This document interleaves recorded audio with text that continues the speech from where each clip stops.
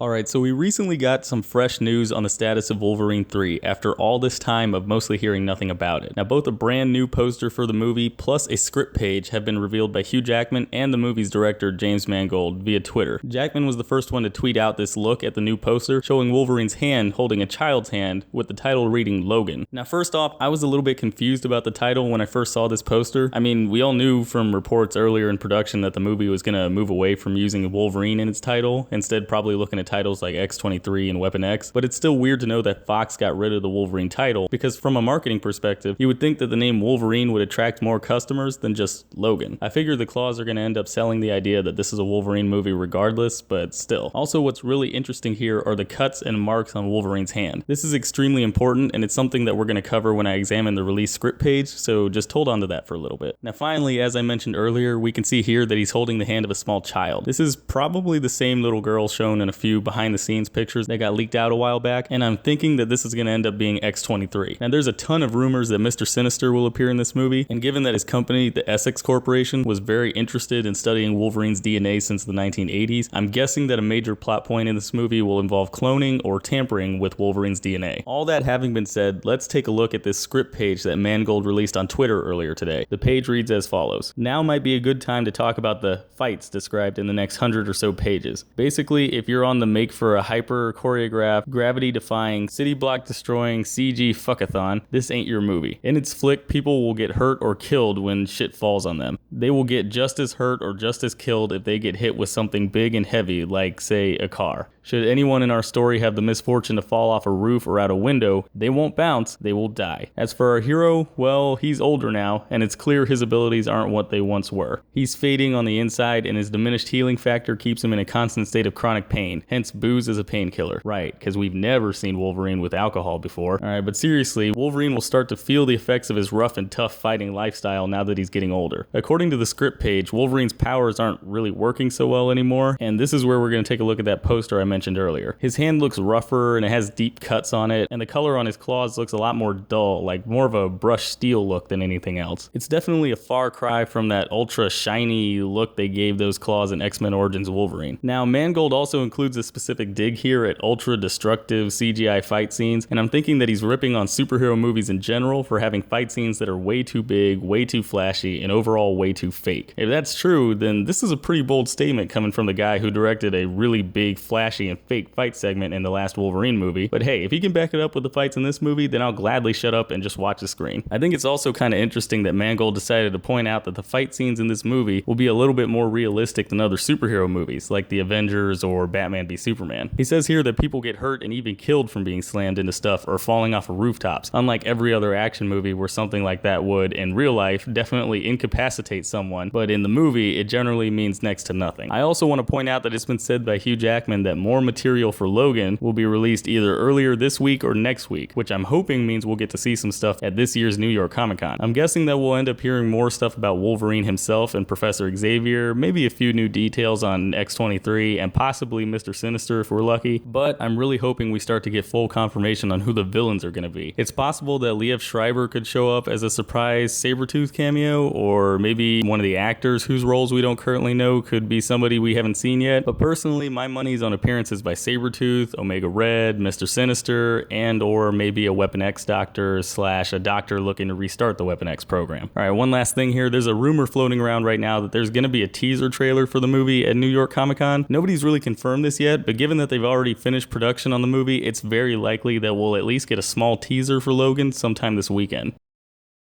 Hey, thanks for watching. If you liked the video, be sure to click that like button, maybe leave me a comment while you're at it, and go ahead and click that subscribe button.